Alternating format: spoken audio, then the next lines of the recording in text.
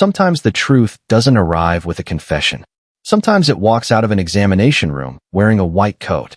Ethan Carter had walked into St. Matthew Medical Center believing the hardest part of his afternoon would be smiling through another charity appearance. As the founder and CEO of Carter Biotech, he had spent the past decade turning a struggling pharmaceutical startup into one of the fastest-growing healthcare companies in America. Hospital boards invited him to ribbon cuttings, fundraising galas, and pediatric wing donations almost every month. Today's visit was supposed to last less than an hour. A brief tour, a few photographs, a handshake with the chief administrator, then dinner with his girlfriend, Vanessa Collins, who had insisted they schedule annual wellness appointments together since they were already at the hospital. Everything had been carefully planned down to the minute. Ethan preferred life that way. Predictable, ordered, controlled. He adjusted the cuff of his navy suit while standing beside Vanessa outside the women's health department, only half listening as she scrolled through designer handbags on her phone. Around them, nurses hurried through polished hallways while families waited with anxious expressions that reminded Ethan why hospitals always felt different from every other building. Success, money, titles, none of them mattered much inside these walls. A newborn cried somewhere in the distance. An elderly couple quietly held hands near the reception desk. A father rocked a sleepy toddler against his shoulder. Life kept moving no matter how carefully anyone planned it. Ethan glanced toward the elevators, checking the time on his watch. 3 minutes until Vanessa's appointment. He exhaled, thinking about the conference call waiting for him later that afternoon, when movement near the maternity registration desk caught his attention. At first, it was only familiar brown hair falling across someone's shoulder. Then he noticed the woman turning slightly as she handed paperwork to the receptionist. The world seemed to stop without asking permission. Claire Bennett, his ex-wife. Ethan forgot to breathe. 2 years had passed since the divorce papers had been signed inside a downtown law office where neither of them had cried. Their marriage had ended quietly, almost politely, after months of misunderstandings, impossible schedules, and conversations that always seemed to happen too late. He had convinced himself time would erase the memories. He had believed distance would make seeing her again feel ordinary. He had been wrong. Claire looked different now, softer somehow. Her blonde hair was longer than he remembered, tied loosely behind her shoulders, and there was a calmness in her expression that hadn't existed during the final months of their marriage. But it wasn't her face that rooted Ethan to the floor. It was the unmistakable curve beneath her light blue maternity dress. She was pregnant, noticeably pregnant. His pulse pounded so loudly he barely heard Vanessa asking what had distracted him. Ethan couldn't answer. Claire shifted her weight carefully as she signed another document, one hand resting protectively across her stomach without even seeming to realize it. The simple gesture hit him harder than any argument they had ever shared. Pregnant. Every assumption he had built since their divorce cracked silently inside his mind. Claire looked up for only a fraction of a second. Their eyes met across the busy hallway. Surprise flashed across her face before something unreadable settled over her expression. She froze. So did he. Neither of them moved. Neither smiled. Neither spoke.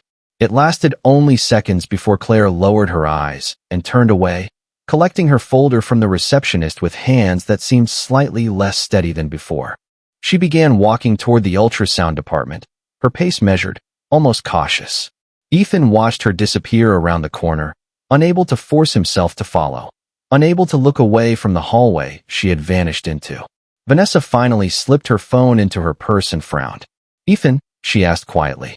"Who was that?" He swallowed, his voice barely above a whisper. "Someone I never expected to see again." Before Vanessa could ask another question, the examination room door opened farther down the corridor. A gray-haired physician stepped into the hallway, scanning the waiting area with a welcoming smile before calling out in a calm, professional voice. "Mrs. Bennett? You're right on schedule.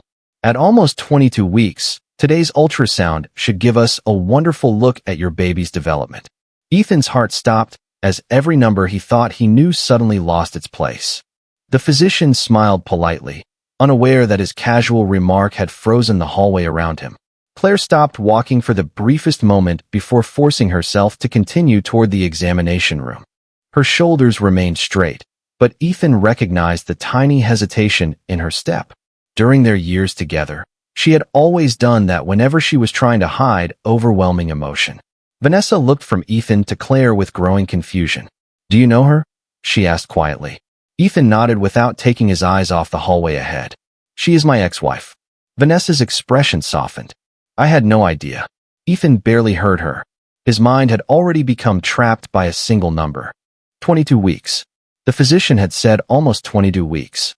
Ethan silently counted backward. The calculation came naturally, the same way financial projections always had. Dates aligned themselves almost automatically in his mind. Something did not fit. It was impossible, or at least it should have been.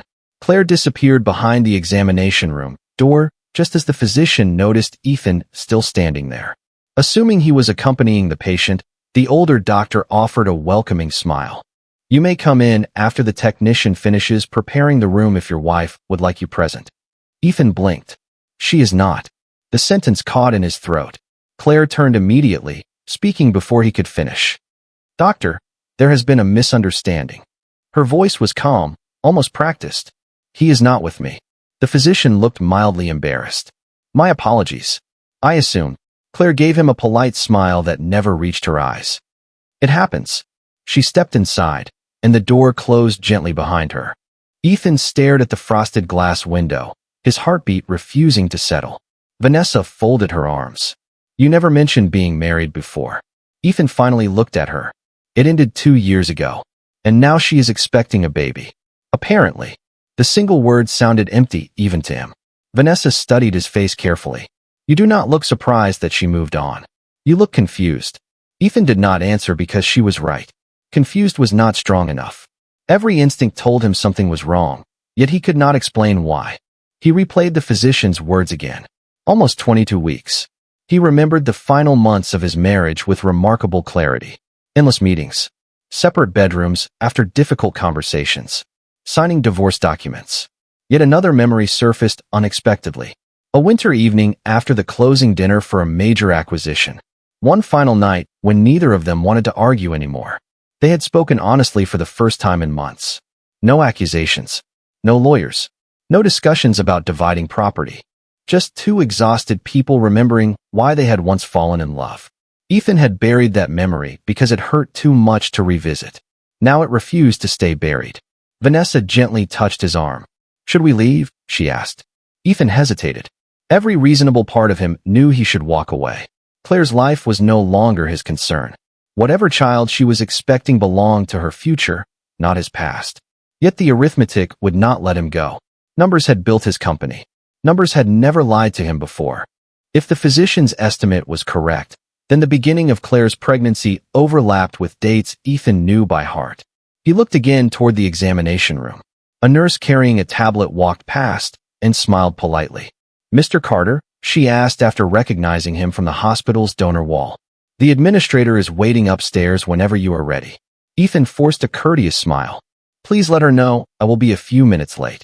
"Of course." As the nurse walked away, Vanessa exhaled slowly. "You are staying. Just long enough to understand why that timeline bothers me. Maybe there is a simple explanation. I hope there is." But even as he said the words, he no longer believed them. Across the hallway, the examination room door remained closed, hiding answers that somehow felt much closer than they had only a few minutes earlier. And inside that room, Claire lowered herself onto the examination table while silently wondering how much longer the truth could possibly remain hidden. Nearly 20 minutes passed before the examination room door finally opened. Ethan instinctively looked up from the chair where he had been sitting without realizing how tightly he had been gripping the armrest. Claire stepped into the hallway first, holding a folder against her chest. She looked composed on the surface, but her eyes immediately searched for the nearest exit. She clearly had not expected Ethan to still be there. For a brief second, neither of them spoke. The sounds of rolling carts, distant conversations, and soft monitor alarms seemed to fade into the background. Claire broke eye contact first and began walking toward the elevators. Ethan stood. "Claire." She slowed but did not turn around. "Please." Her shoulders rose with a slow breath before she faced him again. "This is not the place." Her voice remained gentle, almost tired. "Then tell me where the place is." She offered a faint, sad smile. "There is not one." Ethan searched her face for anger, resentment, or even indifference. Instead, he found something much harder to understand. She looked frightened. Not of him, but of something much larger than either of them. Before either could continue, the physician stepped out carrying a tablet. He recognized Ethan immediately and smiled warmly. "Mr. Carter, I wanted to apologize again for my earlier assumption." Ethan nodded politely. "It is all right." The physician continued without realizing the tension standing directly in front of him. "I simply saw the two of you arrive around the same time. It happens more often than you would think." Claire's expression tightened almost imperceptibly. "Doctor, I really should be going." "Of course," he replied pleasantly before glancing back toward Ethan. "She and the baby both look wonderful. Everything is progressing exactly as expected for this stage." Ethan forced himself to remain calm. "You mentioned almost 22 weeks earlier." "That is correct." "How precise is that estimate?" Claire immediately stepped forward. "Ethan." Her voice carried a quiet warning. The physician, believing it to be an innocent question, answered without hesitation. "Quite reliable. We determined gestational age using several measurements during the ultrasound along with previous examinations. There is always a small margin, naturally, but only by a matter of days." Ethan felt every word settle deeper into his thoughts. "Days, not months." The physician continued with the same professional confidence. "The baby's growth has remained remarkably consistent throughout every visit." Claire lowered her eyes. Ethan barely noticed. His mind had already begun reconstructing dates with absolute clarity. The acquisition celebration. The unexpected snowstorm that had canceled flights. The hotel they never used because they had driven home together instead. The long conversation that lasted until nearly sunrise. The following week when they signed the final paperwork despite both looking emotionally exhausted. Those memories had never disappeared.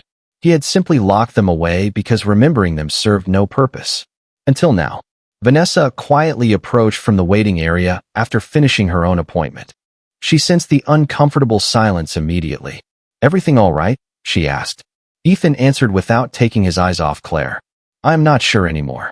Claire looked toward Vanessa with genuine kindness. "I am sorry you had to walk into this." Vanessa offered a respectful nod. "Life has strange timing sometimes." Claire gave a faint smile before shifting her attention back to Ethan. "Please stop trying to solve this here. Then help me understand." "I cannot." "Cannot or will not." Claire hesitated. Her fingers tightened around the folder she was carrying. "There is a difference." Before Ethan could ask another question, the physician's pager vibrated. He glanced down and excused himself with an apologetic smile. "I am afraid I have another patient waiting. Mrs. Bennett, I will see you again in 4 weeks. Take care of yourself." "Thank you, doctor." He disappeared through another hallway, leaving an even heavier silence behind. Ethan looked directly at Claire. 4 weeks from now does not change the calendar today." Claire closed her eyes briefly as though gathering strength. "No," she whispered. "It does not." She stepped into the elevator as the doors opened. Just before they closed, she looked back at Ethan with an expression he had not seen since the final day of their marriage. It was the look of someone carrying an impossible burden alone. Then the door slid shut. Ethan remained motionless, replaying every date in his memory one more time. No matter how many different ways he calculated them, the answer refused to change. If the doctor's timeline was accurate, then everything Ethan believed about the end of his marriage had just become impossible to explain. The drive back to Carter Biotech should have taken 25 minutes, but Ethan barely remembered a single traffic light along the way. His hands remained steady on the steering wheel while his thoughts moved in circles that refused to settle. Vanessa sat quietly beside him, sensing that every attempt at conversation would only push him further into his own mind. By the time they reached the underground parking garage beneath the headquarters, the late afternoon sun had begun reflecting off the surrounding glass towers. Ethan stepped out of the car, thanked the valet by name out of habit, and walked directly to his private office on the top floor. His executive assistant, Melissa Grant, immediately stood when he entered. "Your board meeting begins in 15 minutes, she reminded him gently. Ethan loosened his tie and looked through the floor-to-ceiling windows overlooking downtown Boston. "Reschedule it for tomorrow morning." Melissa blinked in surprise. During the past 8 years, Ethan had postponed only one board meeting. "Is everything all right?" she asked carefully. He answered without turning around. "No." but it will not help the company if I pretend otherwise. She simply nodded. I will handle it.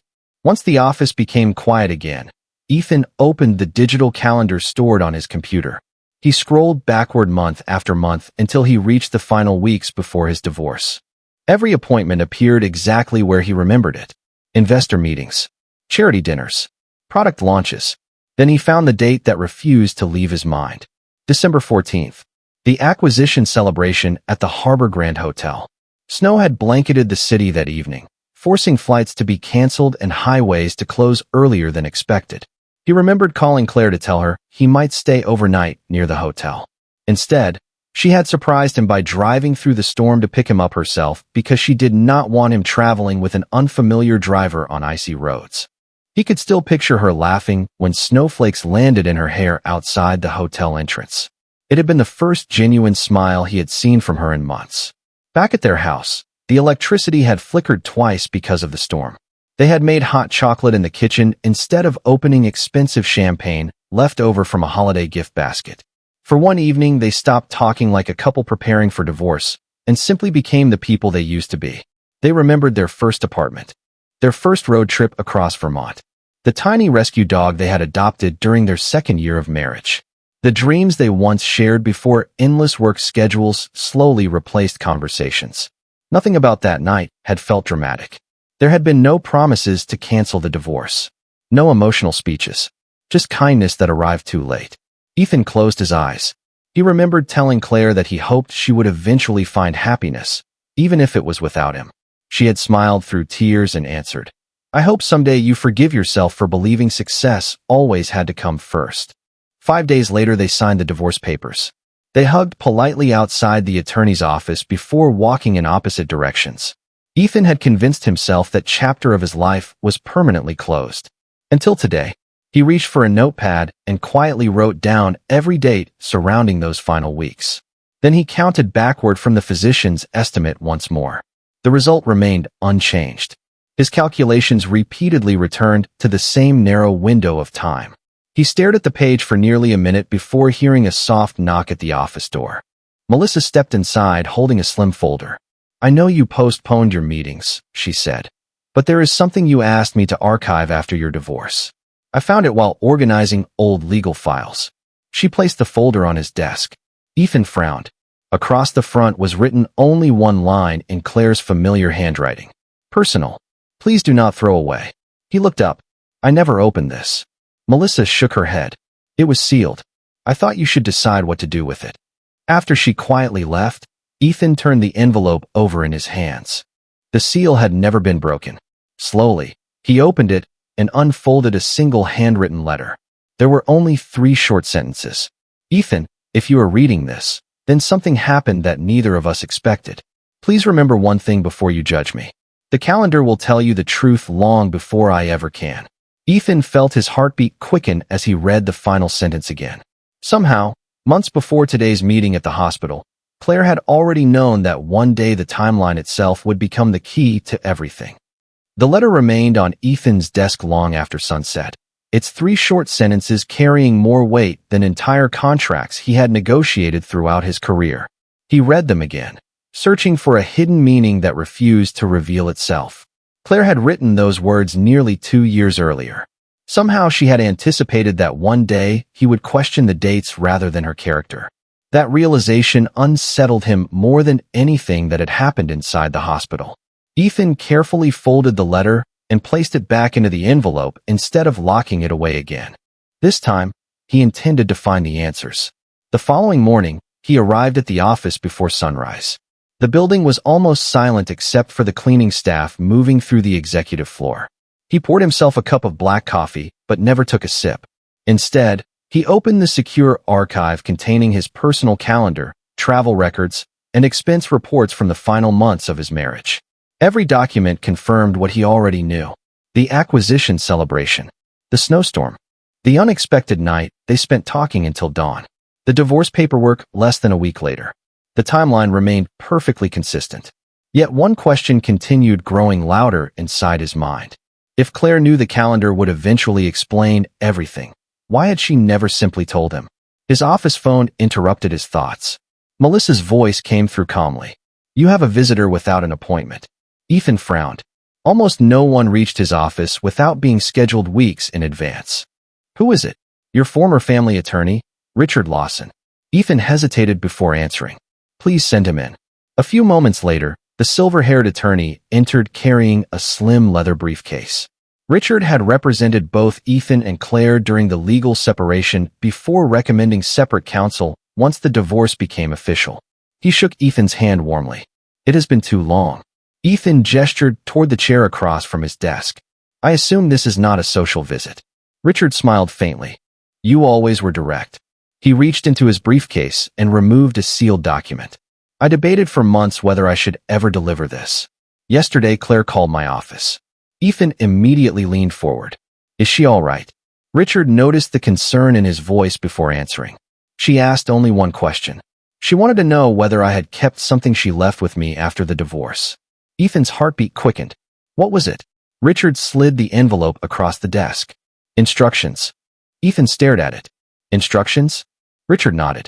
She told me that if you ever began asking questions about dates instead of accusations, I should give this to you.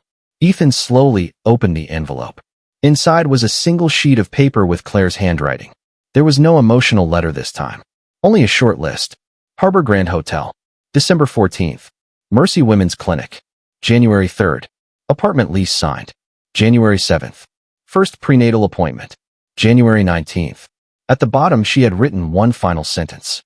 You have every date you need. Please do not ask anyone to break the law for you. The truth already exists. Ethan looked up in confusion. Why would she write that? Richard answered quietly. Because she knew you well enough to predict your next move. Ethan looked away. She was right.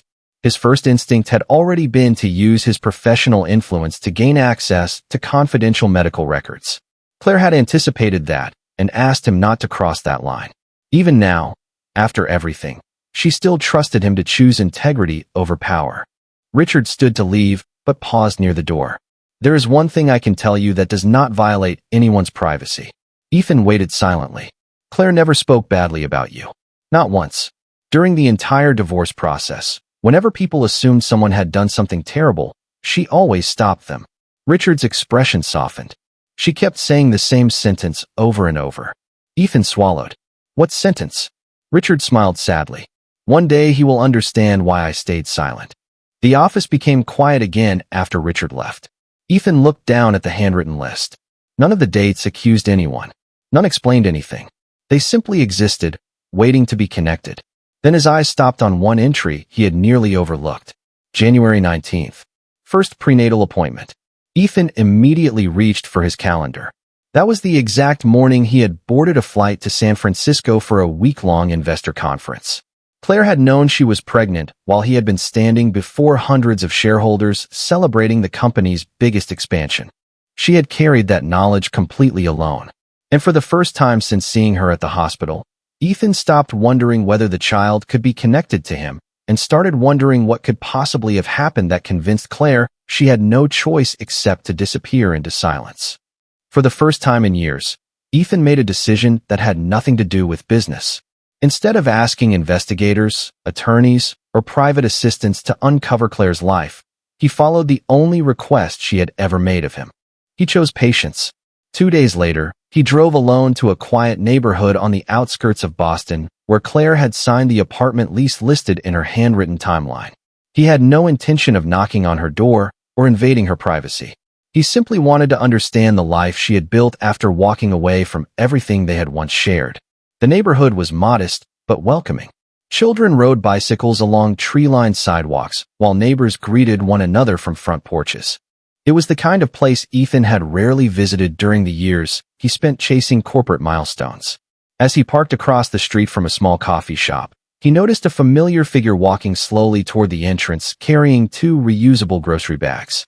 Claire looked comfortable there, dressed in jeans, white sneakers, and a light sweater despite the cool spring breeze.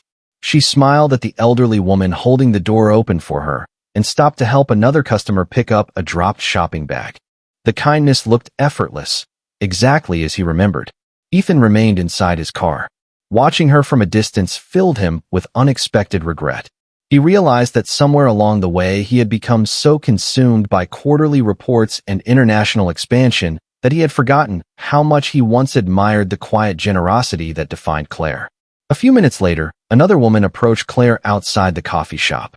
She appeared to be in her late 60s with silver hair and warm eyes. The older woman gently rested a hand on Claire's shoulder before speaking with obvious concern. Claire smiled reassuringly, but even from across the street, Ethan could see that she looked tired. The conversation ended with the older woman embracing her carefully before walking away. Ethan had never seen her before. Curious but determined to respect Claire's privacy, he remained where he was until an unexpected voice interrupted his thoughts. "Mr. Carter?" Ethan turned to find the coffee shop owner standing beside his car. The middle-aged man smiled politely.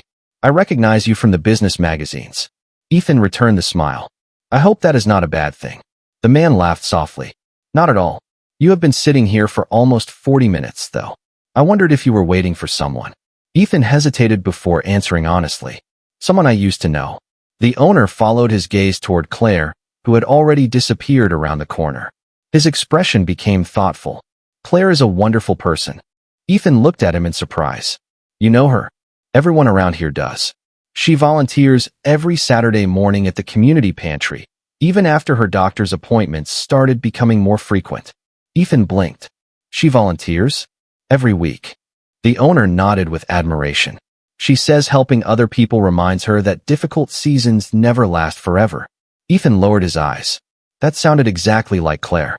The owner continued without realizing how deeply each sentence landed. "She also spends time at the children's reading program on Wednesday evenings. Most people would probably be resting, especially during pregnancy, but she always shows up." Ethan quietly thanked the man before he returned inside. As the afternoon sunlight stretched across the street, Ethan remained seated, trying to reconcile the woman he had just observed with the story he had unconsciously invented after the divorce. He had assumed Claire wanted to erase their past. Instead, she had simply chosen a quieter life centered around service rather than success. His phone suddenly vibrated. Melissa's name appeared on the screen. "I am sorry to interrupt," she said, "but Mercy Women's Clinic just called the office." Ethan's heart skipped. "Why would they call me?" "They did not ask for you specifically. They were trying to reach Claire Bennett, but one of the numbers listed in an old donor database mistakenly forwarded the inquiry to our corporate office." Ethan sat upright. "Did they leave a message?" "Only that they would appreciate having her return the call regarding additional laboratory results. They said there is nothing urgent, but the physician would like to discuss an unexpected finding during routine prenatal testing." Ethan closed his eyes for a moment. Another unexpected finding. Another piece of a puzzle that refused to stay still. He thanked Melissa, ended the call, and looked once more toward the quiet street where Claire had disappeared. Until that moment, every mystery had revolved around dates. Now, for the first time, he realized there might be something even more important hidden behind the pregnancy itself, something Claire had been carrying alone long before they unexpectedly met again inside the hospital. The unanswered message from Mercy Women's Clinic lingered in Ethan's thoughts throughout the rest of the day. It was not simply another loose thread. It was the first time something unrelated to the calendar had entered the story. Until now, every mystery pointed backward toward the past. The clinic's request suggested that something in the present mattered just as much. Ethan resisted every temptation to call the hospital himself. Claire had already trusted him enough to believe he would not misuse his influence, and he refused to betray that trust now. 2 mornings later, fate intervened again without either of them arranging it. Ethan had agreed months earlier to speak at a fundraising breakfast benefiting children's literacy programs. When his car arrived outside the community center, he immediately recognized the building from his recent drive through Claire's neighborhood. Volunteers were carrying boxes of donated books through the entrance, while families gathered in the courtyard waiting for the event to begin. Ethan stepped inside, expecting to be escorted directly to the stage. Instead, he stopped in the middle of the lobby. Claire stood only a few yards away, carefully arranging children's storybooks across a long table. She laughed softly as a little girl proudly held up a picture book about space exploration. The child threw her arms around Claire before running back toward her mother.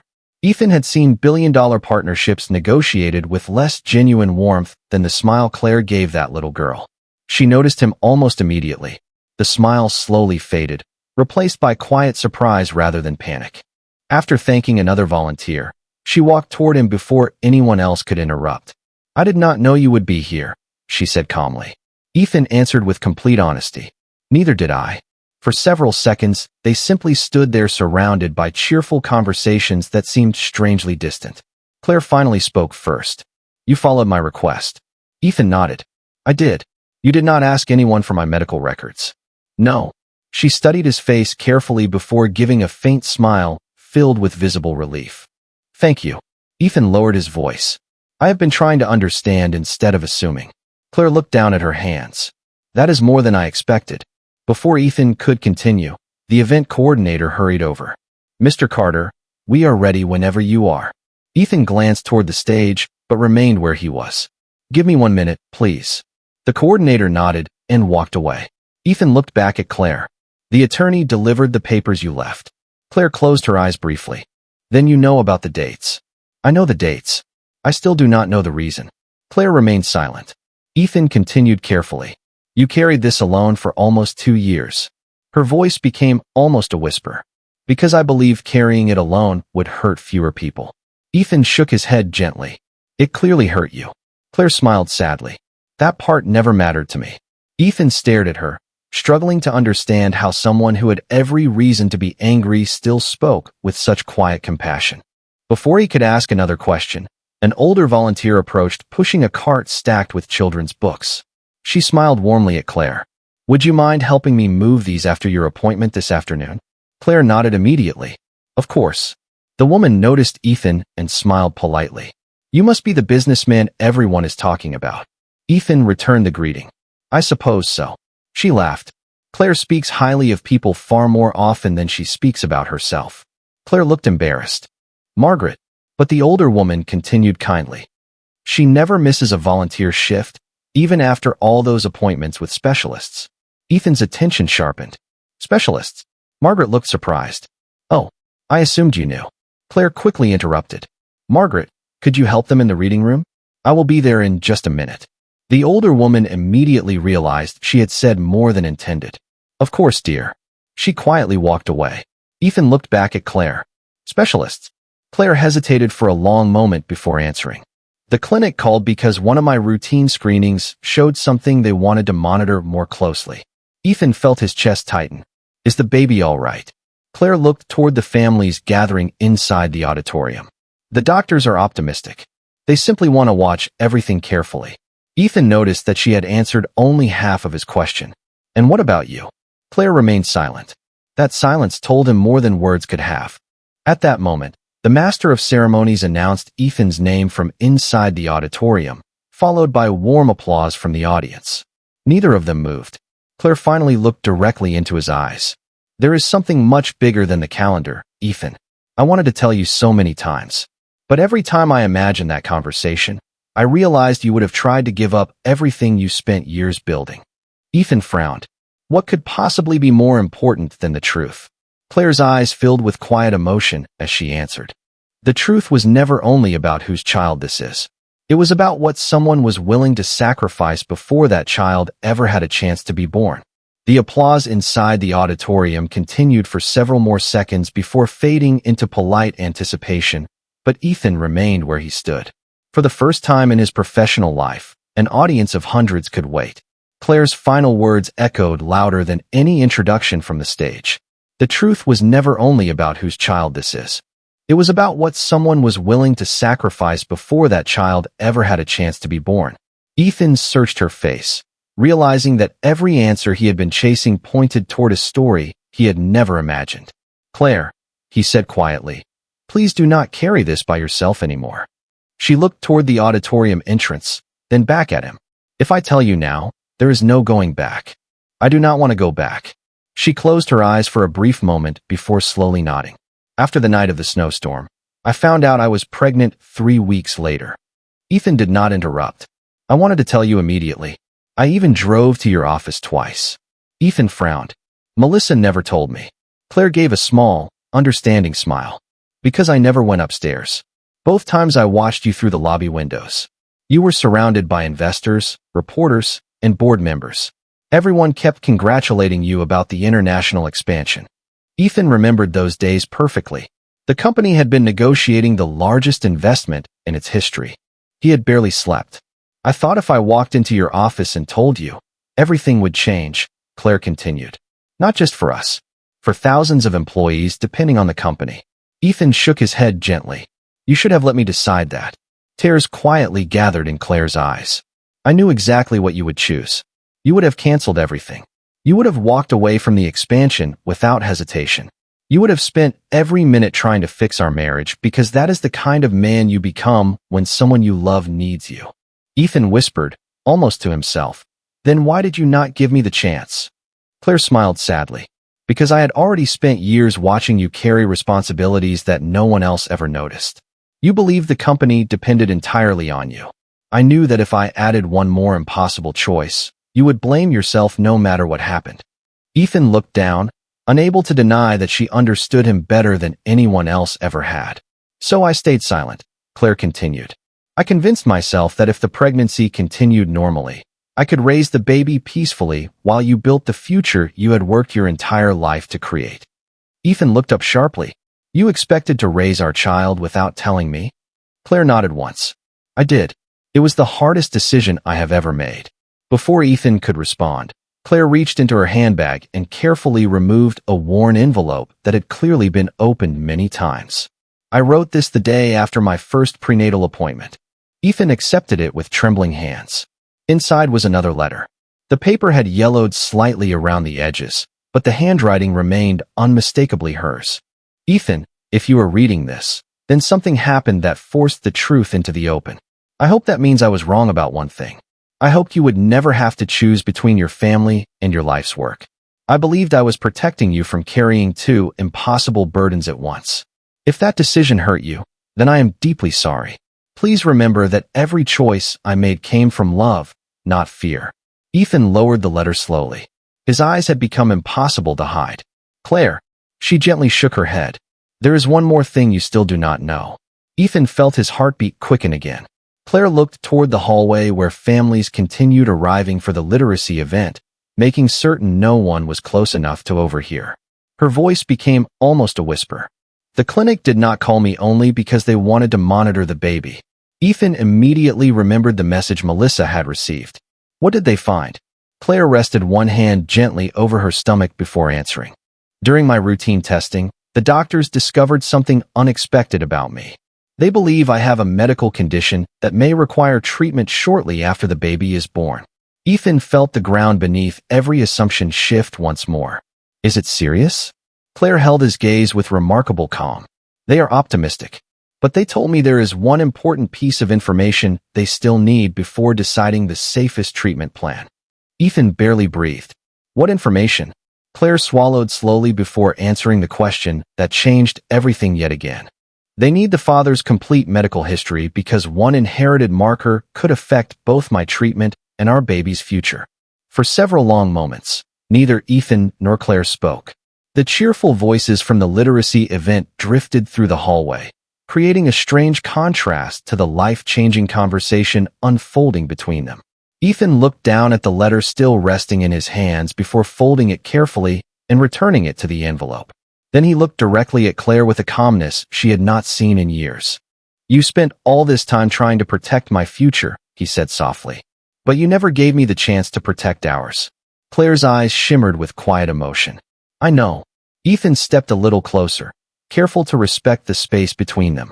The company survived every difficult decision we ever faced. It would have survived this one too. Claire smiled sadly. Maybe.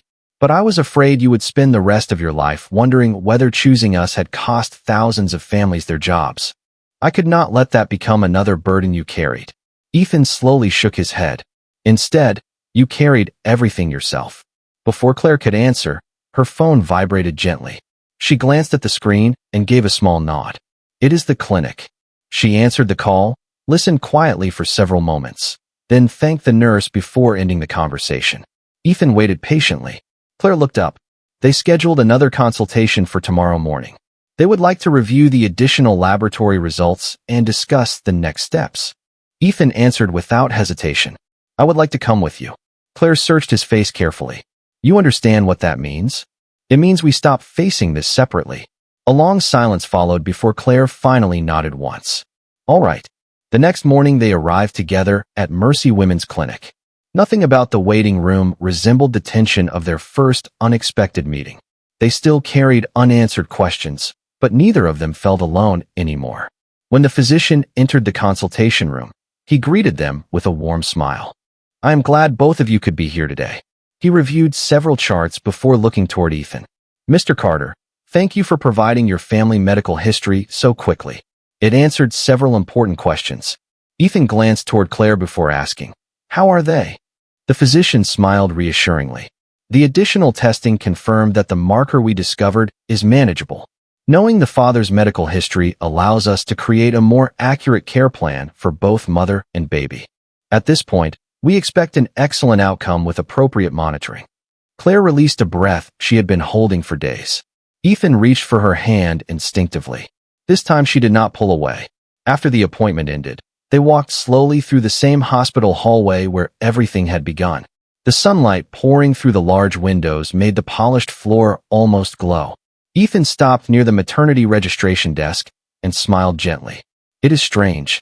A few days ago this place felt like the end of everything I believed. Claire looked around quietly. Now it feels like the beginning of something I never expected to receive a second chance to build. Claire looked down at their joined hands. Nothing can erase the years we lost. No, Ethan agreed. But we decide what happens with the years we still have. Tears quietly filled Claire's eyes. I am not asking you to forget what happened. Ethan smiled warmly. I am not trying to forget it. I am trying to learn from it. They left the hospital together and stepped into the bright, spring morning. Outside, families hurried along the sidewalks. Children laughed as they chased one another across the nearby park, and life continued with its ordinary rhythm. Ethan realized that happiness rarely arrived through dramatic moments. Sometimes it appeared through small decisions repeated every day. Listening before assuming. Choosing trust instead of pride. Remaining present instead of chasing tomorrow. Several months later, on a calm autumn afternoon, Ethan stood beside Claire in the hospital once again, this time welcoming their healthy baby into the world. The physician smiled as he placed the newborn gently into Claire's arms before looking toward Ethan. Congratulations, Dad. Ethan looked at the tiny face sleeping peacefully against Claire's shoulder and felt every success he had ever celebrated fade beside that single moment. Claire smiled through grateful tears. Looks like the calendar really did tell the truth. Ethan laughed softly, remembering the sentence that had changed everything. It did. He leaned down and kissed Claire gently on the forehead. But it was your heart that taught me how to read it. As they looked at their child together, neither of them wished they could return to the past. They simply felt grateful that honesty, patience, forgiveness, and love had finally brought them to the future they had almost lost forever.